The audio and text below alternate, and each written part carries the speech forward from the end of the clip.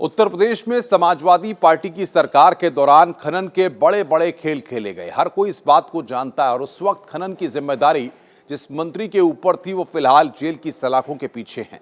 नाम है गायत्री प्रसाद प्रजापति। आरोप लगा रेप करने का और इस मामले में अदालती लड़ाई लगातार जारी है। सबसे बड़ी बात यह है कि सत्र अदालत से उम्र कैद की सजा मिलने के बाद गायत्री प्रसाद प्रजापति की मुश्किलें लगातार बढ़ी हुई हैं और ये मुश्किलें पिछले कई सालों से ऐसी बढ़ी हुई हैं कि गायत्री प्रसाद प्रजापति जेल से बाहर तक नहीं आ पा रहे हैं। जिस तरीके से उनकी मुश्किलें बढ़ी हैं, सबसे महत्वपूर्ण बात यह है कि सत्र अदालत ने जिस तरीके से उम्र कैद की सजा का फैसला सुनाया, उसके बाद गायत्री प्रसाद प्रजापति ने अब हाई कोर्ट के दरवाजे पर दस्तक दी है। और इस पूरे मामले में जिस तरीके से हाई कोर्ट में सुनवाई हुई,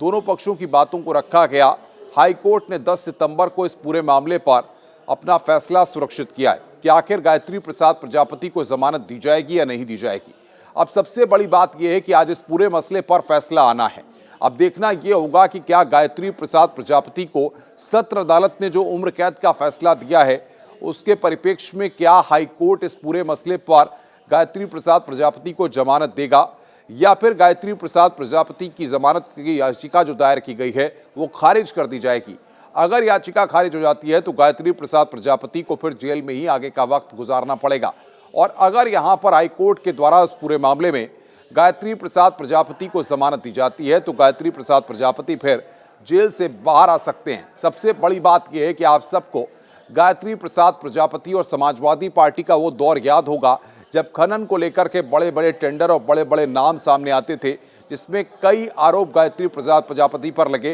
जिसके चलते समाजवादी पार्टी की साख पर भी बट्टा लगा था। तब गायत्री प्रसाद प्रजापति को लेकर मुलायम सिंह यादव और अखिलेश यादव दोनों के बीच में भी तल्खी हो गई थी, क्योंकि गायत्री प्रसाद प्रजापति को मंत्रिमंडल में रखना है या बाहर करना है, उसको लेकर के भी कई बार खींचातान देखने को मिली थी। ऐसे में खनन को लेकर उस वक्त जो बड़े बड़े टेंडर हुए, बड़े बड़े आरोप समाजवादी पार्टी की सरकार पर लगे या उस समय की जो ब्यूरोक्रेसी के अफसर थे, उनका तालमेल किस तरीके के साथ था, उसकी कई जांचें फिलहाल चल रही हैं, जिनको लेकर कई अधिकारियों पर भी आरोप लग चुके हैं। लेकिन सबसे बड़ी बात यह है कि गायत्री प्रसाद प्रजापति के लिए आज का दिन कितना महत्वपूर्ण है, ये हम आपको बताने की कोशिश कर रहे हैं। क्या जेल से बाहर आ पाएंगे गायत्री प्रसाद प्रजापति, ये अपने आप में एक बड़ा सवाल है, क्योंकि जिस तरीके से सत्र अदालत ने उम्र कैद की सजा सुनाई हुई है और उसके बाद हाई कोर्ट में जिस तरीके से गायत्री प्रसाद प्रजापति ने अपील की और जिस पर 10 सितंबर को फैसला सुरक्षित रख लिया गया है, अब ये सबसे महत्वपूर्ण बात है कि 10 तारीख को जो फैसला सुरक्षित रखा गया है, उसके बाद आज जो हाई कोर्ट इस पूरे मसले पर फैसला सुनाने वाली है, उस फैसले में क्या गायत्री प्रसाद प्रजापति को एक बड़ी राहत मिल जाएगी या फिर उनको आने वाला वक्त जेल की ही सलाखों के पीछे गुजारना पड़ेगा, क्योंकि पिछले काफ़ी वक्त से लगातार वो जेल के अंदर मौजूद हैं। और ऐसे में अमेठी और आसपास का जो क्षेत्र है, जिसमें गायत्री प्रसाद प्रजापति और उनके परिवार का